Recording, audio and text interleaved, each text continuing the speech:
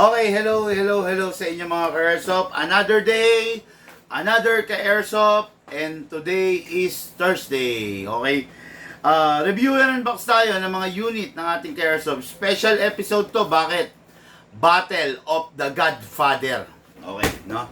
Napakalupit, The Godfather, version 1, version 2, and 5.1. Nasa ating harapan mga ka-airsoft. Gugulantangin tayo, ipapakita niya kung gaano siya kalupit, ipapakita niya kung gaano siya katindi, at ipapakita niya kung gaano siya kalakas. Hello po sa inyo lahat, no? Hello po sa mga ka-airsoft kong seaman. Hello po sa mga ka-airsoft kong engineer. Hello po sa mga ka-airsoft nating doktor. Hello sa mga ka-airsoft nating pulis.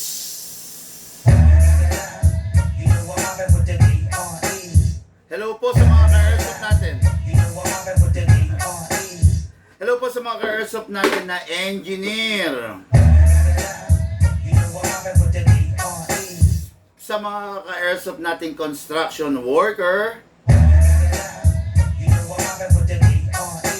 Sa mga ka-airsoft nating security guard.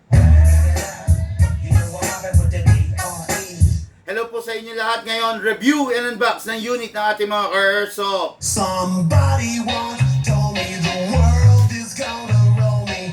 Okay, hello po, shoutout. Good day and good afternoon, Tojo Kamagong. Opolompon Leyte. Unit ng ating ka-airsoft, no other than... Nako, napakalupit nito. This is the Godfather, version 2, 6.0 by the KJ Works, the KP19 series, no? Napakalupit, napakaganda. Ewan ko ba, talagang kinakahumalingan to ngayon. Natataranta ang lahat, nagmamadali ang lahat na makakuha ng mga Godfather edition natin, no? Darating kasi ang Holy Week. Siyempre, pag Holy Week, kailangan may lalaruin. Para masaya, para maganda, kailangan may mapaglilibangan. Okay? Ka-airsoft natin, Tojo Kamagong, ito na po yung unit mo. Ide-demo yung test part ko. I-review natin maya-mayang konti. Okay? Shoutout, Irvin Coronel of Indangan, Buhangin District, Davao City. Shoutout, Irvin Coronel. Okay, ang kanyang unit, no other than that.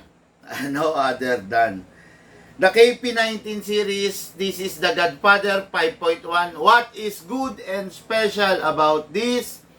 Malalaman ng ating bossing mamaya. Kung bakit ganun na lang kinakahumalingan, kung bakit ganun na lang ginugusto, kung bakit nagmamadali yung mga tao dito sa unit na to, malalaman nyo in just a while, okay?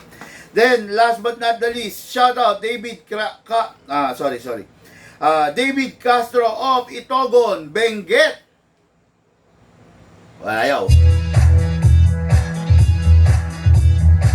Okay, another the Godfather, the original, the 6.0, the KP06 by the KJ Works, no?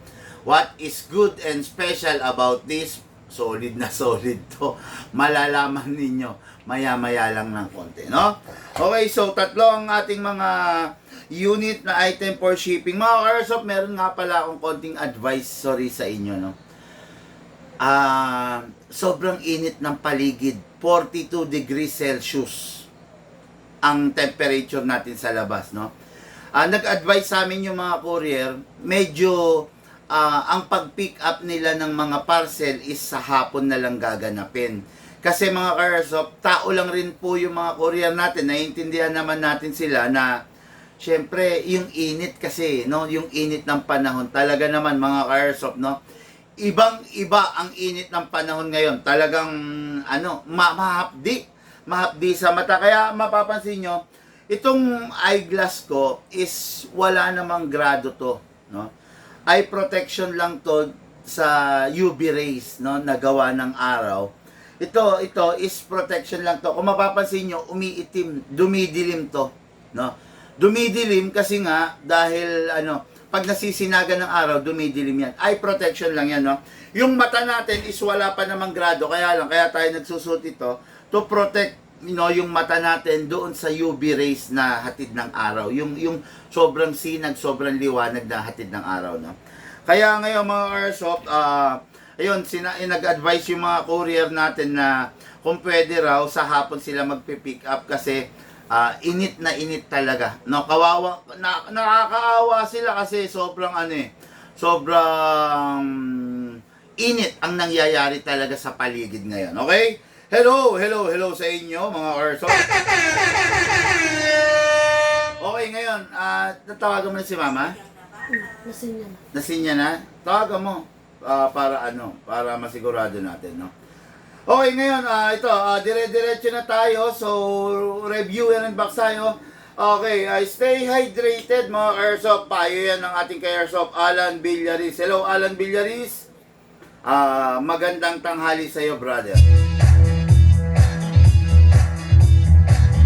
Okay, mga airsoft, this episode is the Battle of the Godfather. Kahapon nga pala ginabi ako, no. Ginabi ako kasi nag-deliver tayo, pumunta tayo sa mga ka-airsoft natin diyan sa lugar ng norte. Another successful journey kasi 4 ang ka-airsoft natin na pinuntahan natin to serve yung order nila, to review and box yung mga order nila. Yung mga unit nila is nauna na sa kanila, sa totoo lang, no. Nauna sa kanila, so pinuntahan lang natin sila para dun sa unit nila na ma-review natin, no. So okay, nasa na ba tayo? Dire-diretso na tayo, simulan na ba natin or may mga tanong tayong kailangan sagutin, no? Okay? Wala pa naman. Mamaya pa siguro magdadatingan yung ating mga airsoft, no? So, let's begin, mga airsoft. This is ano ba unahin natin? Sige, unahin natin yung pinaka mababa. Okay, this is the 5.1 Godfather. Okay? We call this as the Godfather dahil sa taglay niyang lakas, nagtatamo siya. Kumbaga, meron siyang taglay na lakas at the same time tibay ng unit. Okay? The Godfather na 5.1, the best to kung gagamitin ninyo, kung ang paggagamitan ninyo is the best to kung paggagamitan ninyo is daily pistol, no? Napakalupit ito, napakaganda, napakalakas. Upgraded pa. Kung pang daily pistol, go for this. Pero kung pang compete, go for the 6.0. Talagang ibibigay niya sa inyo yung hinahanap nyo. Pero kung daily pistol na pambaragan, the best talaga to. Hindi kayo magsisisi. Bakit? Number 1, karga niya lahat ng upgrade na talagang kailangan. Number 1, naka-fixed outer barrel. Number 2, naka-fine tuning, naka-trigger job, naka-half-up rubber. Okay? Karga na niya. Mga airsoft, adjustable trigger, lahat. Competition trigger, tapos competition grade na rin kahit papano dahil naka-bypass na yung beaver tail. Pansinin nyo. Di ba? Yan. Di ba? Normally, katulad nito, ito kasi hindi pa siya competition grade. Pero, still, ang hinahabol mo naman dito, firepower. Normally, ang mga 2011 may beaver tail. Kailangan mape-press mo firmly para mag-fire. Pag hindi mo na-press, hindi siya magpa-fire. Kailangan. Di ba? Pero ito, dahil mga competition grade, kahit hindi na siya nape-press yung beaver tail, talaga magpa-fire siya. What is good and special about this is full steel to. No? Kumpara mo sa iba, ayan, no? Purong bakal. Dumidikit siya sa magnet dahil nga purong bakal siya. Okay? Hindi katulad ng mga WE. Ito, si Irvin Coronel, sa totoo lang, ang una niyang unit na napili is the T-Rex High Kappa. Okay, no? Then last minute, pinaliwanagan natin siya. Okay lang naman kung gusto niya yung T-Rex, pero di hamak na mas okay kung ito ang pinili niya. At doon nga siya nag-come up. Ito ang napili niya, no? So, dinisregard niya na yung T-Rex. Ano ba ang pinagkaiba ng T-Rex dito? Milya-milya, mas malayo to. Kasi itong unit na to, pwede sa 12 kg, pwede siya sa 14 kg. Pangmalakasan talaga itong mga unit na to. While yung T-Rex High Kappa is good only for 12 kg yun. Okay? Ngayon, hindi ganong kalakasan yon compare mo dito. Kasi ito tumutungtong na sila ng 400 FPS eh. Yung full upgrade. Ito full upgrade na to eh. Kumbaga kaya matindi na FPS nito. Yung T-Rex kasi sa totoo lang, medyo nalalambutan ako sa pyesa. Okay mga Arso pa, opinion ko to. What I'm trying to say to you is yung based dun sa daily experience ko dun sa unit. Okay? Ito, so far, so good, walang problema. Lahat ng nakakuha, nag-i-enjoy. Sabi ko nga sa inyo, ang hawak ko nito is 40 pieces. Ngayon, nagtataka ko, ang nandito na lang is 19 pieces. 40 pieces, 19 pieces na lang. Ang Shadow 2, ang hawak natin, 80 pieces. Ngayon, ang nandito na lang is 5, 10, 15, 20. 20 pieces na lang. Okay? So, napakabilis, napakadami, napakatindi ng mga bumibili. It is because ito yung mga unit na best of the best talaga. Actually, pag naubos to, bababa tayo dun sa mga lower unit. No? Siyempre, lower unit, mas low ang quality. Mas low ang price, mas low ang quality. Ito mga unit na to kasi mga premium na to eh. Ito yung mga tipo ng unit na gusto mo, kaya mo siyang makasama for the next 10 years, 15 years. Bigyan mo lang siya ng proper maintenance, talaga magsasama kayo na matagal nitong unit na to. Okay? This is the 5.1 unit ng ating Airsoft, Irvin Coronel of Davao City.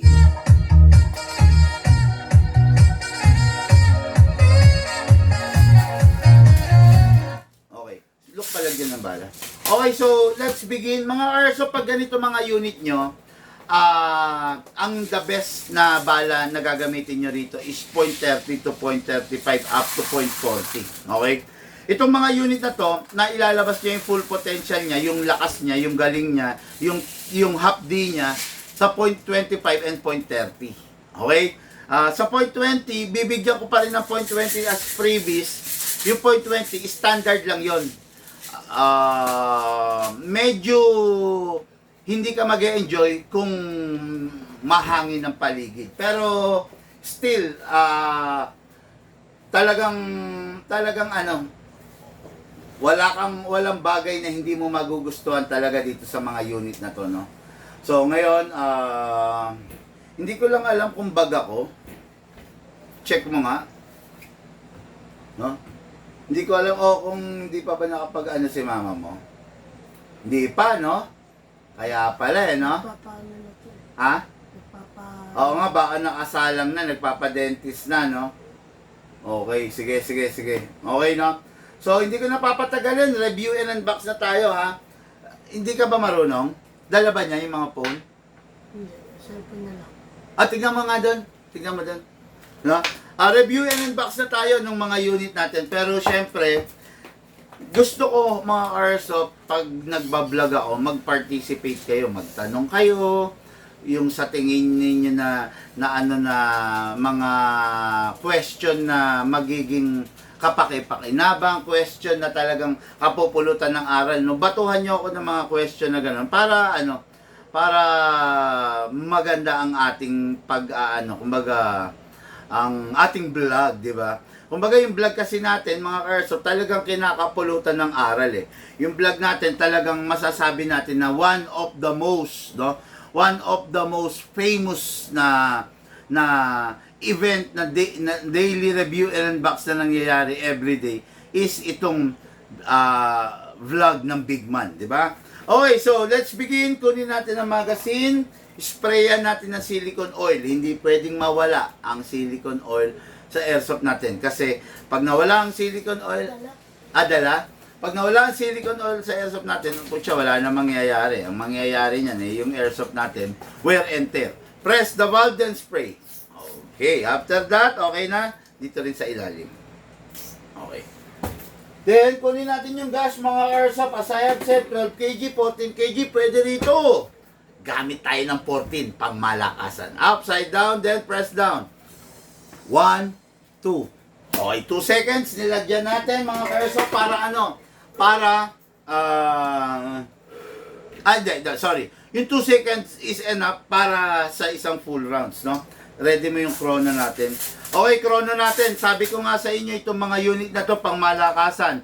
Hindi kasing lakas, hindi kasing ganda to ng mga WE, ng mga WE, ng mga double bell, ng ENC. Matitindi, milya-milya ang layo nito doon sa mga unit na yon, ha?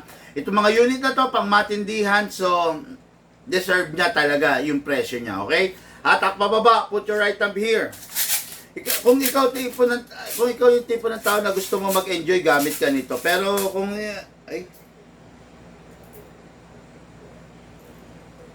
halo-halo, dapat 2.20 lang to eh. Nirepilan. Halo-halo, may 0.30 siya. Ba't ganon? Dapat 0.20 lang to.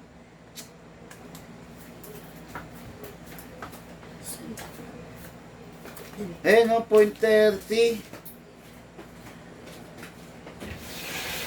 Hindi, ito. Hindi, susunod ito. Ayan o, nakalagay o, 0.20. Ha? Huwag nyo lalagyan ng ibang bala to. Ayan o. Kitang-kita ko kasi yung kulay dark eh. Sama ko. Susunod, sabihan mo nga yung mga tao, 0.22 dapat ha. Then, lagyan natin ng 0.30. Okay? Papakita ko lang sa inyo kung gaano kalakas to, no? Di high FPS setting na to mga Airsoft, kaya malakas na talaga. Okay, kunin natin yung unit, kasa natin, ilock manually, lagyan natin sa slide stopper ng silicone, then lagyan natin sa nozzle. After that, okay na. Release, then rest. Pasok ang magazine. Kasa. Ready to fire, okay? Firing tayo, no? Dali. Hindi ko alam, halo-halo to. Firing! Ano? Go. Okay? 459. 459. Grabe, di ba? 5.1, 459. Firing! Wala, ayaw. Wala. 442. Oh, ilan? 442. 442. Wala. Lolo ko. Lolo ko. 432. Oh, di ba? So, 451 kanina. Oh, 451 para sa isang pistol. Di ba? Dito lang nagaganap yan sa Big Man. Dito sa Big Man, pag sinabing upgrade, talagang ibibigay natin. Dito sa Big Man, pag sinabing high FPS, talagang bibigay natin. Ang mga rifle, normally, 400 to 420. Pero, malakas pa sa rifle. Okay? Firing tayo. Firing!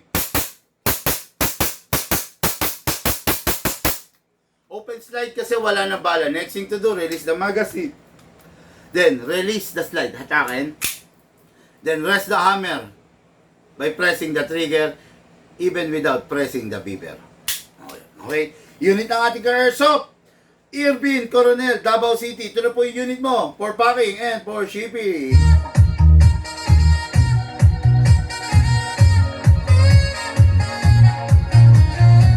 Okay, so ngayon, dire-diretso pa rin tayo. Dire-diretso tayo. Okay. Bahay Kubo, mag-message ka. Hindi po tayo nagbebentahan sa comment section, no? Mag-message ka dun sa mismong page para malaman mo kung paano, 'di ba?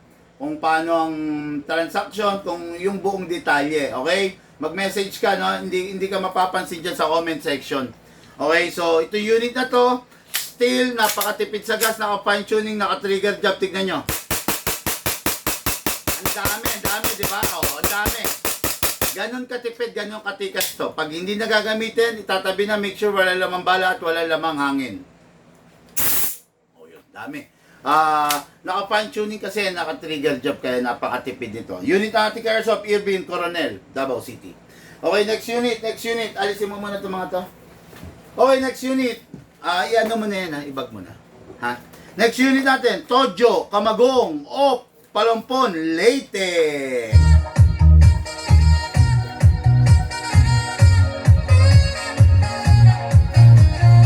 Okay, unit niya, nakikita nyo naman, this is the Godfather 6.0. Napakalakas, napakatindi. Controversial, ito yung unit na nagpataob do sa brand natin na no bridge, no. Although maganda naman si No Bridge talaga, it's just that medyo pricey talaga siya. Pero nung lumabas to, lahat ng kayang gawin ni No Bridge, kaya niya. Kaya the best na the best. Kaya sikat na sikat yung unit na to. Okay? So let's begin. Ulit. This unit, naka-fix outer barrel, naka-fine tuning, naka-trigger job, hindi siya naka-half up rubber, naka-hammer protection pad lang pala. Okay? So soon, pag gustong i-upgrade, libre lang naman, half up rubber and anti-freeze nozzle, yun yung mga susunod na upgrade mo. What is good and special about this? Tulad nung kanina, nasa na, magnet, ayun. Tulad nung kanina, full metal, full steel. Okay? Yung iba full metal pero alloy, pero ito full metal, full steel. Okay? Kaya mag-enjoy sigurado yung ating airsoft dito. This unit is capable of 12 kg and 14 kg, kaya pang matindihan, pang malakasan. Okay. Ngayon, dako na tayo dun sa main event. Lagyan natin ng silicone oil to. Press the valve, then spray. Okay. Then dito rin, sa ilalim. Alasin pala natin to. Ang lamig na ng magazine natin. Baka hindi mag-perform na maganda to sa chrono. Ang lamig, super lamig. Okay, lagyan natin siya ng 0.20. Naiinis ako sa 0.20 natin. Susunod, huwag niyong paghahalo-haluin, ha? Okay. Pump lang, lagyan natin. Tapos, tulad nga na sabi ko, the best na the best tong bala na to sa 0.25 and 0.30, ha? Kaya yun ang gagamitin nyo dito. Maximum rounds is 27. Napakasarap nitong unit na to, mga airsoft, no? Okay. Yan. Tapos, lagyan natin ng gas. Ang gas na gagamitin natin sa kanya, 14 kg. Tignan natin. Dapat pala hindi ko muna nilak.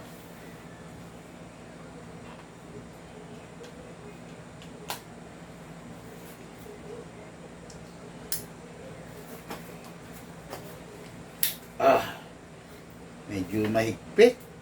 Bago kasi. Dali na. Flat screw.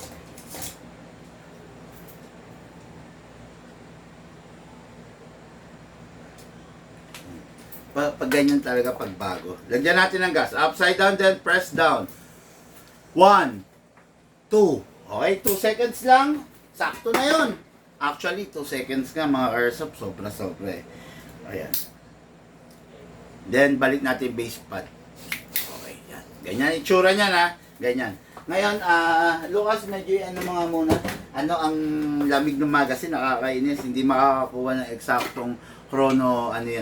Tapos, kunin natin yung unit. Pagkakuha ng unit, kasa natin manually, ilock manually.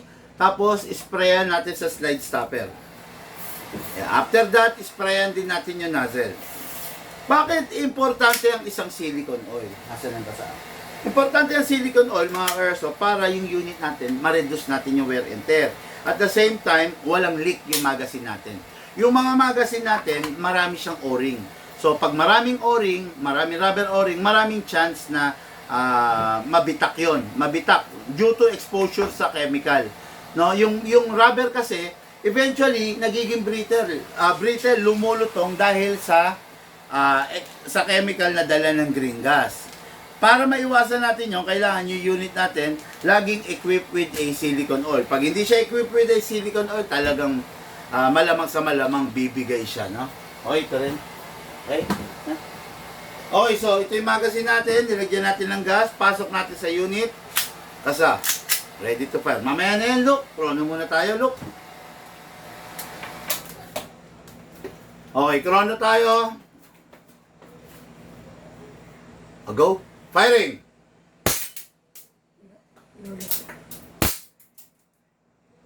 Ba't wala?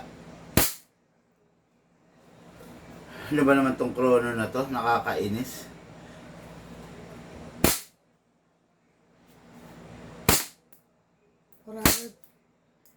$453. Actually, mga ka-airsoft, no? Tansya ko mga nasa 470. Kaya lang, bago kasi mag-response tong chrono natin, pumutok na siya ng mga 5. Pero yung unang putok niya nasa 470 yan. Promise, no? Kasi expected na natin na mas malakas to dahil mas mahaba. 450 yung start ng 5.1 kanina eh. 6.0 to. Mga nasa 470 to, no? 470 to 480. Kaya lang, nagloloko kasi chrono natin. Firing!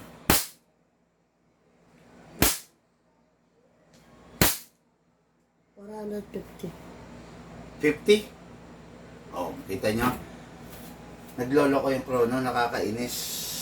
Tapos, ito, hindi ko pa alam.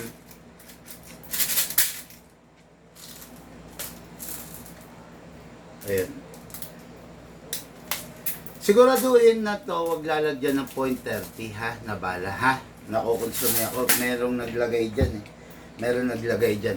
Okay, so 450, pero don't worry, 470 yan or 480. It's just that, naglolo ko lang kasi yung chrono eh. Kumbaga, ang tagal bago mag-response eh, no? Okay, anyway, firing na tayo mga Carso. Firing! Sarap, ang lakas oh. Open slide kasi wala na pong bala. Next thing to do, release the magazine. Syempre, release the slide. Then rest the hammer by pressing the trigger.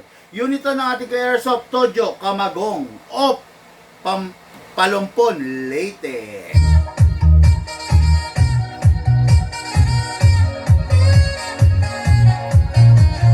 Okay, pag wala ng bala, ang gagawin, ay pag itatabi na, ang gagawin, dapat walang bala. Next thing to do, pasingawin ang hangin kasi hindi pwedeng itago nyo yung unit nyo ng matagal na panahon na may hangin. Pasingawin, press. Ang dami nito, tignan nyo. Ang dami, di ba? Ito, yan. Unit na ating Airsoft, naka-fine tuning, naka-trigger job, lahat ng upgrade nandito. Unit na ating Airsoft, Tojo, Kamagong, o Palumpon, Leyte. Ito na po for packing and for shipping. Okay.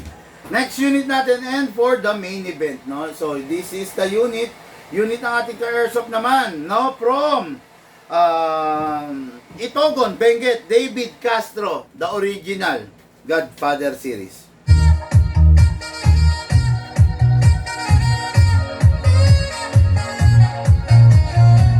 Okay, let's begin.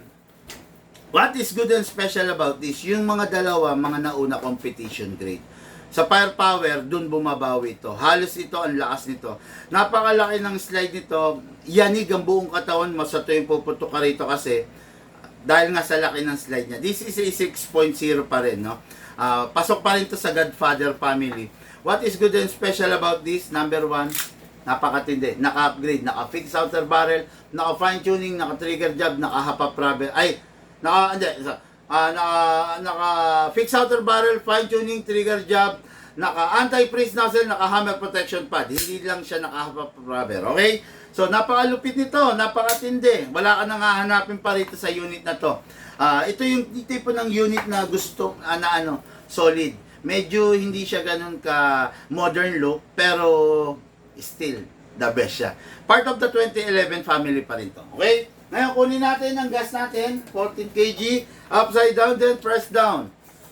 1, 2. Okay, 2 seconds. Enough na yun. Then, lagyan natin ng pang-chrono. Pump lang. Okay, then, lagyan natin ng 0.30 grams, no? Para masarap yung putok niya. Kaya natin nilalagyan ng 0.20 kasi iko-chrono natin. Pero kung hindi naman iko-chrono, straight 0.30 nilalagay natin. Bakit 0.30? Sa lakas nito, mag-e-enjoy ka lang rito pag ang bala mo mabigat na. Pero pag ginamitan mo 0.20 to, medyo magwawabol, hindi ka rin mag-e-enjoy. Pero pag 0.30, 0.35, the best na the best. Pasok! Ay, hindi ko nalagyan ng silicone oil. Ayan. Lagyan natin dito, lagyan natin din sa nozzle. Hindi ko nalagyan. Nagmamadali. Okay, then release, then rest, pasok. Kasa. Ready to fire. Chrono natin. Sana wag naman magloko yung chrono. Firing. Lolo ko, oh. 489. Grabe. Yung una, 451. Yung pangalawa, 471. 489. Okay. Ito yung sinasabi ko sa inyo. Solid na solid talaga to. Malayong malayo sa mga rifle na stock. Diba? Kaya napakatindi, napakalakas. Classic na 2011 Godfather 6.0. Firing. 460. Ayan, 460. Firing. 479. 479. Firing. 476. Grabe. Stable siya, no? Sa 470 something, no? Pero nagsimula siya 489. Grabe. Wala na tayong magagawa doon. Talagang napakalakas ng unit. Firing!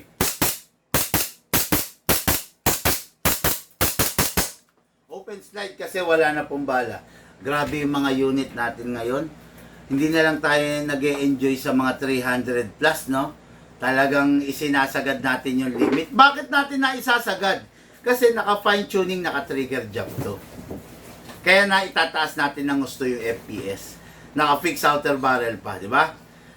Every time matapos maglaro, Sir David Castro, ito na po yung unit mo.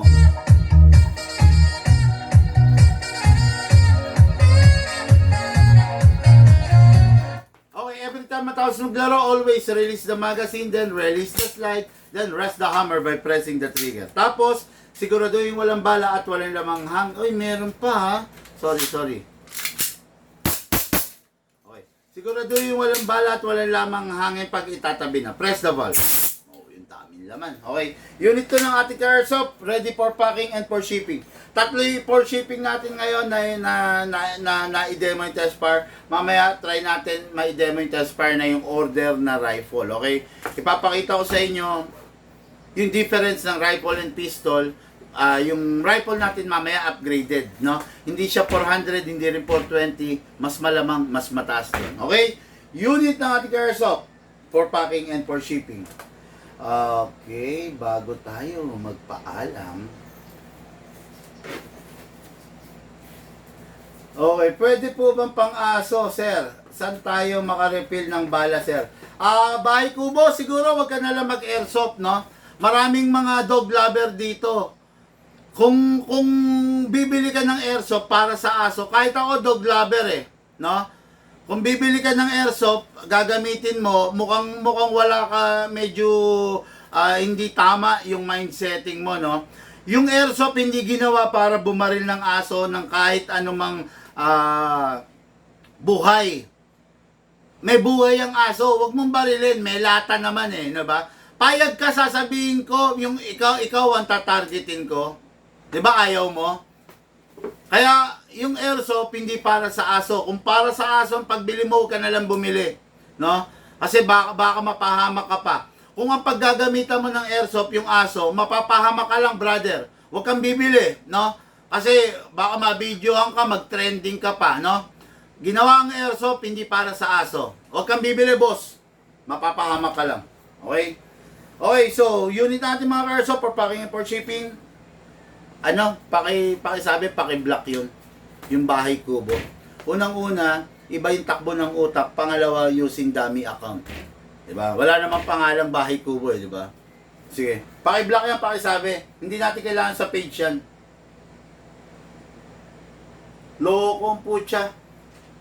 Mga airsoft, huwag kayong babaril ng aso. Huwag kayong babaril ng pusa. Putya, ang daming cat lover, ang daming dog lover. Pagbibigay respeto na lang sa mga kapwa natin, yung bagay na gusto nila, yung bagay na mahal nila, huwag mong sasaktan, huwag mong babarilin, no? Paki-block yon. Hindi ko kailangan ng ganyang follower. Yung mindset ng utak iba, malala, no? Matindi. Okay guys, yun lang muna. Have a blessed day po sa inyo lahat. Hindi muna ako magpapaalam ng closing na paalam natin dahil mamaya magkikita-kita pa tayo. Thank you and have a blessed day.